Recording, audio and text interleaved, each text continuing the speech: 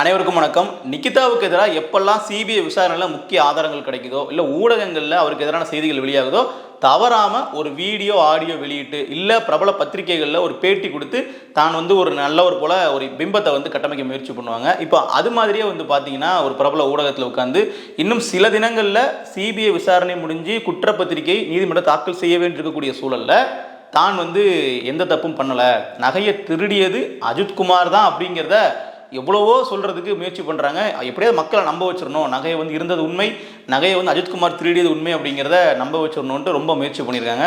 ஆனால் நம்ம ஏற்கனவே பழைய வீடியோக்கள்லேயே பார்த்துருப்போம், தவளை தன்வாயால் கெடும் அப்படிங்கிற மாதிரி தான் நிகிதா வெளியிடக்கூடிய ஒவ்வொரு வீடியோவும் ஆடியோவும் தான் அவருக்கு எதிரான ஸ்ட்ராங்கான ஆதாரமாக மாறிட்டு இருக்கு. அந்த மாதிரி இந்த பேட்டிலையும் பல சொல்லக்கூடாத விஷயங்களை சொல்லி மாட்டிக்கிட்டாங்க. அது என்னங்கிறத வரிசையாக அதில் பேசுவோம். அதெல்லாம் அப்படியெல்லாம் இல்லை.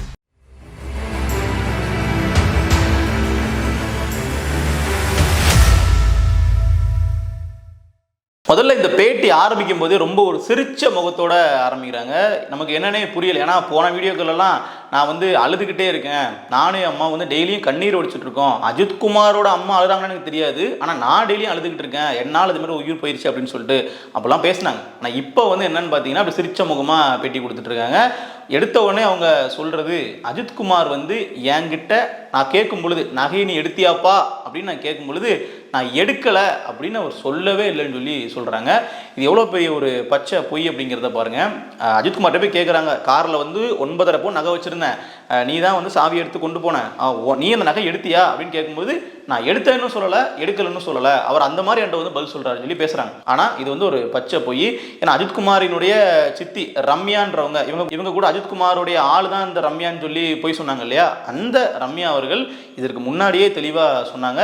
கோவிலில் வச்சே போலீஸ் ஸ்டேஷனுக்கு போகிறதுக்கு முன்னாடி கோவிலில் வைத்தே கேட்டிருக்காங்க நகையை அஜித்குமார்கிட்ட போயிட்டு, நிகிதா சொன்னதுனால அஜித்குமார் மேலே சந்தேகம் இருக்குன்னு கேட்டதுனால அஜித்குமார்கிட்ட போயிட்டு நீ எடுத்தியானா சொல்லுன்னு நிகிதா முன்னாடியே கேட்டிருக்காங்க. அதுக்கு அஜித்குமார் அவர்கள் இல்லை நான் நகை எடுக்கலை அப்படிங்கிறத சொன்னது பதிவாயிருக்கு. இது ரம்யா அவர்களே சாட்சியா ஊடகங்கள்லயும் பேட்டி கொடுத்திருக்காங்க, விசாரணையிலையும் அவரும் சொல்லியிருக்காங்க. எடுத்தேன்னு சொல்லல, எடுக்கலன்னு சொல்லல, ரெண்டுமே சொல்லல அவரு. ஆனா பதட்டம் ஆயிட்டாரு கேட்ட உடனே. எங்க அம்மா பேரு சிவகாமி, என் பேரு நிகிதா, என்னோட நகையை உங்க பையன் எடுத்துட்டான், நீங்க தெரிஞ்சவங்கன்னு சொல்றீங்க, நான் கேஸ் கூட போடல, கேட்டு வாங்கி கொடுங்கன்னு சொன்னாங்க.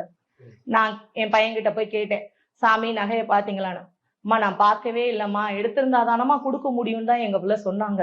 அப்போ ஆனால் நிகிதா அவர்கள் என்ன சொல்றாங்கன்னா, நான் போலீஸ் கம்ப்ளைண்ட்டுக்கு போனதுக்கான காரணமே அஜித்குமார் நகையை எடுக்கலன்னு சொல்லவே இல்லை, மாறாக அவர் என்ன பண்ணியிருக்காராம் தெரியுமா, அஜித்குமார் தன்னோட நம்பரை நிகிதா கிட்ட கொடுத்து, இந்தாங்க இது என்னோட ஃபோன் நம்பரு, இதுக்கு நீங்கள் எனக்கு சாயங்காலத்துக்கு மேலே நீங்கள் ஃபோன் பண்ணுங்க, நம்ம பேசுவோம் அப்படின்னு சொல்லி சொன்னாராமா. எனக்கு புரியவே இல்லை, அஜித்குமார் அவர்கள் இப்படி ஒரு விஷயத்தை சொன்னாருங்கிறத இவ்வளவு நாளாக எதுக்கு நீங்கள் மறைச்சி வச்சிங்க அப்படிங்கிறது புரியல. இப்போ இன்றைக்கு எதிர் சாட்சி சொல்கிறதுக்கோ இல்லை இந்த வழக்கை உங்களுக்கு சாதகமாக திருப்புறதுக்கோ ஒரு சூழலை உருவாக்கணுன்றதுக்காக நீங்கள் பேசுறீங்களான்னு புரியல. ஏன்னா ஒருத்தட்ட போய் கேட்குறோம் நகை எடுத்தியான்னு கேட்குறோம், அவர் இல்லை ஆமான்னு சொன்னால் முடிஞ்சு போச்சு. இல்லை அப்படி சொல்லாமல் நீங்கள் எனக்கு இந்தாங்க அப்படிங்க நம்பரு, எனக்கு நீங்கள் சாயங்காலத்துக்கு மேலே ஃபோன் பண்ணுங்கன்னு சொன்னால் இப்போ இதை பார்க்குறவங்களுக்கு என்ன தோணும், ஓ அஜித்குமார் நகை எடுத்திருக்காரு போல, அதனால தான் தனியாக பேச சொல்லி அவர்கிட்ட ஏதாச்சும் டீல் பேச முயற்சி பண்ணுறாருன்னு தானே தோணும். அதை பண்ணது மாதிரி ஒரு பிம்பத்தை கிரியேட் பண்ணுறாங்க. அவர்களே சொல்கிறாங்க அந்த பேட்டியில் இது மாதிரி நம்பர் வாங்கிட்டு சாயங்காலம் கால் பண்ண சொன்னாருன்னு சொல்லி. அவர் என்ன சொன்னாருன்னா, மேடம் என் நம்பரை நோட் பண்ணிக்கோங்க, எனக்கு இந்த மாதிரி டியூட்டி முடிஞ்சோடனே நான் உங்க கூட பேசுறேன். இதுல ஊடகங்கள்ல பேட்டி எடுக்கிற நபர்கள் கேட்க வேண்டிய கேள்விகளை கேட்கறதே இல்லை. இப்படிலாம் இருக்கும்போது தான் நமக்கு என்ன தோணுதுன்னா, இந்த பேட்டியே ஒரு திட்டமிட்ட ஒரு பிளான் மாதிரி தெரியுது. நிகிதா அவர்கள் ஒரு புனிதராக காட்டணும், நிகிதா மேல எந்த தப்பும் இல்லாத மாதிரி மக்களை நம்ப வைக்கணும் அப்படின்றதுக்காகவே ஊடகங்கள் முயற்சி பண்றாங்களான்னு புரியல. ஏன்னா இப்போ சமீபத்தில் வெளியான ஒரு மிகப்பெரிய உண்மை அப்படிங்கிறது, காரு அந்த கோவில் வளாகத்தை விட்டு வெளியே போகலை. வடகரை வரைக்கும் கார் போனதெல்லாம் நிகிதா அவர்கள் குற்றம் சாட்டியதாகும். ஆனால் கார் ஆப்போசிட்டில் இருக்கிற பார்க்கிங்க்கு மட்டும்தான் போயிருக்கு. முடிச்சதுக்கப்புறம் இவர்கள் பார்க்கிங்லேருந்து கார் எடுத்துகிட்டு வெளியே கிளம்பி போயிருக்காங்க. இந்த இடைப்பட்ட கேப்பில் எந்த இடத்துலையுமே சிசிடிவி கேமராவில் காரு கோவில் வளாகத்தை விட்டு வெளியே போனதுக்கான சாட்சிகள் இல்லை அப்படிங்கிறது சிபிஐ விசாரணையில் தெரிய வந்திருக்கு. அப்போது நிகிதா அவர்கள் சொன்ன ஒரு மிகப்பெரிய ஒரு பொய் என்னன்னா, என்கிட்ட சாவியை வாங்கிட்டு போயிட்டு முதல்ல சாவி அஜித்குமார் கையில் கொடுக்கல, முருகன் அப்படிங்கிற ஒரு காவலாளி கையில் தான் கொடுத்துருக்காங்க, அவர் தான் அஜித்குமார்ட்ட கொடுத்துருக்காரு. அதுவே இங்கே சரியாக பதிவு செய்ய மாட்டேங்கிறாங்க. அது நிகிதாவே அது தெரிஞ்சு சொல்கிறாங்களா இல்லை தெரியாமல் சொல்கிறாங்கன்னு புரியல. எப்படியும் அஜித்குமார்ட்ட சாவி போயிருக்கு. ஆனால் அடுத்த 2 நிமிடங்கள், சில பேர் 8 நிமிடங்கள்னு சொல்கிறாங்க, எப்படி பார்த்தாலும் ஒரு 10 நிமிடத்திற்குள்ளாக சாவி திரும்ப நிக்கிதாவிடம் ஒப்படைக்கப்பட்டுள்ளது. ஆனால் நிக்கிதா அவர்கள் சொல்றது என்னன்னா, என்கிட்ட சாவி வர்றதுக்கு 1/2 மணி நேரத்துக்கு மேலே ஆச்சு அப்படின்னு சொல்கிறாங்க. இப்போ இந்த இடத்துல நிறைய வந்து கேள்வி கேட்கணும் இல்லையா? சிபிஐ விசாரணையிலே வந்து உங்ககிட்ட சாவி ரொம்ப சீக்கிரமாக சில நிமிடங்களே கிடச்சிருச்சுன்னு சொல்கிறாங்களே திரும்பியும். இது ஊடகங்கள்லேயே செய்தியாக வெளியாகிருக்கே, அப்போ நீங்கள் எப்படி மாற்றி பேசுகிறீங்கன்னு கேட்டிருக்கணும். ஆனால் அவர் கேட்கல. அவர் சொல்கிறதுக்கெலாம் ஆமாம் ஆமாம் அப்படி மண்டையாடிட்டு இருக்கிறாரு. ஸோ அப்படி அவர்கள் இந்த பேட்டிலையும் சொல்கிறது என்னென்னா, எனக்கு சாவி வந்து ரொம்ப லேட்டாக தாங்க கிடச்சிது அப்படிங்கிற மாதிரி சொல்கிறாங்க. அப்போது சிபிஐ விசாரணையில் நீங்கள் சொன்னது என்ன, இல்லை ஊடகங்களில் சொல்கிறது என்ன, மாற்றி மாற்றி பேசுகிறீங்களா அப்படிங்கிற ஒரு கேள்வி இருக்குது. இது கூடவே இப்போ சமீபத்தில் கொடுத்த பேட்டியில் நிக்கிதா அவர்கள் சொல்கிற விஷயம், எனக்கு அஜித்குமார் தான் நகை எடுத்திருப்பாருங்கிற விஷயம்லாம் எனக்கு ஷுவராக தெரியாது. அதெல்லாம் வந்து ஒரு சந்தேகத்தின் அடிப்படை தான். எனக்கு நான் கிளம்பும்போது எனக்கு தெரியும் அஜித்குமார் மட்டுமே வந்து வண்டி ஓட்டல, அஜித்குமார் வண்டியே ஓட்டல, அவர் வண்டி ஓட்ட தெரியாது, அருண்குமார் அப்படிங்கிற இன்னொரு நபர் தான் வண்டி ஓட்டியிருக்காருன்னு சொல்லி நான் வந்து அவர் மேலேயும் சேர்த்து சந்தேகப்பட்டேன் அப்படின்னு இப்போ சொல்கிறாங்க. எனக்கு வந்து யார் எடுத்திருப்பாங்கன்னு தெரியாது, அஜித்குமார் எடுத்திருக்கலாம், இல்லை அருண்குமார் எடுத்திருக்கலாம், இல்லை வேறு யாரும் எடுத்திருக்கலாம், நான் பொதுவாக தான் வந்து கம்ப்ளைண்ட் பண்ணேன் அப்படின்னு பேசுகிறாங்க. ஆனால் இதுவும் ஒரு பச்சை போய். ஏன்னா தெளிவாக நிக்கிதா அவர்கள் 27ஆம் தேதி இரவு அன்ற நகையை காணாமல் போனதாக சொல்லப்படக்கூடிய அன்றைக்கு இரவே கம்ப்ளைண்ட் மட்டும் வீடியோ வெளியிட்டாங்க இல்லையா? அன்றைக்கே சொன்னது என்னன்னா, அஜித்குமார் அப்படிங்கிற நபர் மேலே தான் எனக்கு சந்தேகம், அவர் தான் நகை எடுத்திருப்பாரு, ஏன்னா அவர்கிட்ட தான் சாவி ரொம்ப நேரம் இருந்துச்சு அப்படி இப்படின்னு முழுக்க இந்த வழக்கில் எப்படியாச்சும் அஜித்குமார் ஒரு முக்கிய குற்றவாளியை சேர்க்கணும் அப்படிங்கிற அடிப்படையிலேயே நிக்கிதா அவர்கள் ஒரு வீடியோ வெளியிட்டு பேசியிருப்பாங்க. நான் முதலே சொன்னேன் இல்லையா, நிக்கிதாவுக்கு எதிரி வேற யாரும் இல்லை, இவர்கள் கொடுக்கக்கூடிய பேட்டியை தான். அதையும் நீங்களே பாருங்க. அந்த கோயில் ஸ்டாப் மேல உங்களுக்கு சந்தேகமா இருக்கா? அந்த டெம்பரரி கோயில் ஸ்டாப் மேல உங்களுக்கு சந்தேகமா இருக்கா? ஆமா கண்டிப்பா சரி, அவர் தான் எடுத்துட்டு போனாரு. அஜித்துங்கிற பையனை அவர் டெம்பரரி ஸ்டாஃப்னு சொல்லி சொன்னாங்க. சரி, ஏன் வந்து இவர் அஜித்குமார் தான் வந்து ஃப்ரேம் பண்ணணும் அப்படின்றதுக்கு நம்ம பலமுறை பேசிட்டோம். இந்த 500 ரூபாய் வந்து முன்ன பின்ன ஒரு பேரம் பேசினதில் அவங்க அம்மாவுக்கான வீல் சேரை கொண்டு வந்தது, அவர்களுக்கு ஒரு காரை பார்க் பண்ணதுக்கெல்லாம் அவர் கேட்டதாகவும், இல்லை கொடுக்க முடியாதுன்னு சொல்லி ஏற்பட்ட வாக்குவாதத்தில் ஒரு ஈகோ கிளாஷில் தான் இவ்வளோ பெரிய விஷயம் நடந்திருக்கு அப்படிங்கிறது ஒரு தரப்பில் வைக்கக்கூடிய பார்வை சரியாகவும் இருக்குது. ஸோ ஆனால் நிக்கிதா அவர்கள் இப்போல்லாம் அதை பற்றி பேசுகிறதே இல்லை. அஜித்குமாருக்கும் தனக்கும் என்ன சண்டை நடந்துச்சு அப்படிங்கிறத பற்றிலாம் இப்போ வாயே திறக்கிறது இல்லை. ஸ்ட்ரெயிட்டாக வந்து நகையை வந்து அஜித்குமார் எடுத்தாரு அப்படிங்கிற மாதிரி ஒரு ஃப்ரேம் வந்து பண்ணிட்டு இருக்காங்க. நகை வந்து காணாமல் போச்சு, நகையை வந்து இவர் எடுத்துருக்கலான்ற மாதிரி இப்போ ஃப்ரேம் பண்ணுறீங்களே. நகை இருந்ததற்கான ஆதாரம் என்ன? யாராச்சும் காரில் இவ்வளோ கேர்லெஸ்ஸாக நகையை விட்டுட்டு போவாங்களா? காரில் நகை பின்னாடி சீட்டில் ஒரு பையில் இருக்கும்போது எதர்ச்சியாக ஒருத்தங்கிட்ட கொடுத்து வண்டியை பார்க் பண்ணிட்டு வாங்கன்னு சொல்லி அவ்வளோ அசால்ட்டாக விடுவாங்களா? அப்படியே போனாலும் அவருக்கு பார்க் பண்ணிட்டு வர்றதுக்கு லேட் ஆகுதுன்னா உடனே விசாரிக்க மாட்டாங்களா? இவ்வளோ கேள்விகள் அஜித்குமாரோட அம்மா வந்து கேட்டிருக்காங்க, அந்த ஊர் மக்கள் கேட்குறாங்க, நம்மளும் கேட்குறோம், பொதுவான எல்லாருமே கேட்குறாங்க. அப்போ அதற்கு பதில் இருக்கானா? அதற்கு கிடையாது. நாங்கள் வந்து ஒரு நம்பி கொடுத்தோம், நாங்கள் வந்து சும்மா கொடுத்தோம், இதெல்லாம் வந்து ஒரு கதைகளாக இருக்குது. நாம் கேட்குறதுனா நகை இருந்துச்சா இல்லையா, அதற்கான ஆதாரம் எங்க? நீங்கள் வந்து அதுக்கான ஆதாரத்தை பொதுமக்கள்கிட்டையும் சொல்லலை, ஊடகங்கள்கிட்டையும் சொல்லலை. இன்னொரு ஒரு முக்கியமான ஒரு பெரிய பொய் ஒன்று சொல்கிறாங்க. என்னென்னா 27ஆம் தேதி சம்பவம் நடக்குது இல்லையா, 28, 29ஆம் தேதி இவர்களுக்கு வந்து இந்த அஜித்குமார் இறந்ததே தெரியாதுங்கிற மாதிரி இவர்கள் சொல்கிறாங்க. எங்களுக்கு அடுத்த நாள் முதற்கொண்டு நாங்கள் வந்து எதுவுமே தெரியாமல் எங்கள் வீட்டில் தான் இருந்தோன்ற மாதிரி சொல்கிறாங்க. இப்போ இதில் கேள்வி என்னென்னா, தெரியாமல் இருந்திருப்பாங்க இல்லையா வீட்டில், அவர்களுடைய வீட்டில் அவர்கள் இருக்கிறாங்க. அடுத்த 2 நாட்கள் இவர்கள் கம்ப்ளைண்ட் பண்ணிட்டாங்க, வீட்டுக்கு போயிட்டாங்க. அடுத்த 1 நாள் 2 நாளில் முழுக்க போலீஸ்கிட்ட இருந்தும் மீடியாக்கள்கிட்ட இருந்தும் நிக்கிதாவுக்கு ஃபோன் வந்துக்கிட்டே இருக்கான். எதுக்கு ஃபோன் வருதுன்னு பார்த்தீங்கன்னா, இவர்கள் கொடுத்த கம்ப்ளைண்ட்டுக்கு ஃபாலோ பண்ணி ஃபோன் வருதான்.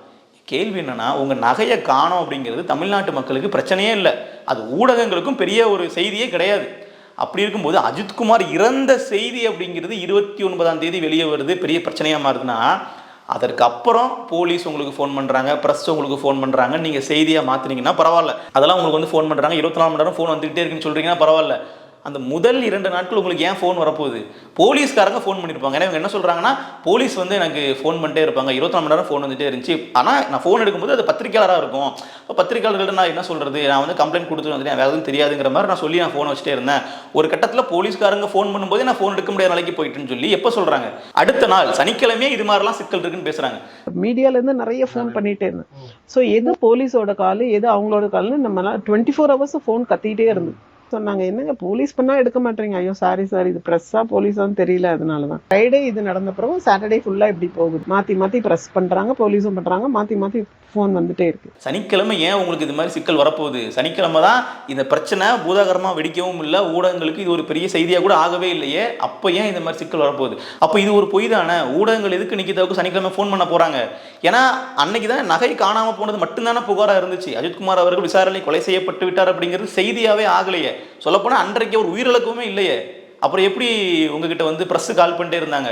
நீங்க இந்த ஒரு வீடியோ வெளியிட்டீங்களே, அஜித்குமார் அப்படிங்கிற நபர் கோவில் காவலாளி போல உடையணிந்த ஒரு நபர் என்னோட நகையை திருடிட்டு போயிட்டாருன்னு சொல்லி நீங்க கம்ப்ளைண்ட் பண்ணதுக்கு உங்களுக்கு 24 மணி நேரமும் பிரஸ் ஃபோன் பண்ணிட்டே இருக்காங்களா? அப்பெல்லாம் திருட்டு கேஸுக்கெல்லாம் யாரும் உங்களுக்கு அவ்வளோ நேரம் ஃபோன் பண்ணி ஃபாலோ பண்ண மாட்டாங்க மேடம். அப்போ அங்கேயும் நீங்கள் வந்து போய் சொல்லிடுறீங்க. அப்புறம் இதுக்கு இடையில சொல்கிறாங்க, அஜித்குமார் வந்து என்கிட்ட வந்து கெஞ்சினாரு, இதை நீங்கள் வந்து HRNC ஆஃபீஸில் சொன்னீங்கன்னா என் வேலையே போயிடும் அப்படின்னு சொல்லி என்னை கம்ப்ளைண்ட் கொடுக்க விடாமல் தடுத்தாரு, என் கார் பின்னாடி ஓடி வந்தார், அப்படி இப்படின்னு இப்போ திடீர்னு புனையப்பட்ட கதைகள் மாதிரி புதுசாக பல விஷயங்கள் சொல்கிறாங்க.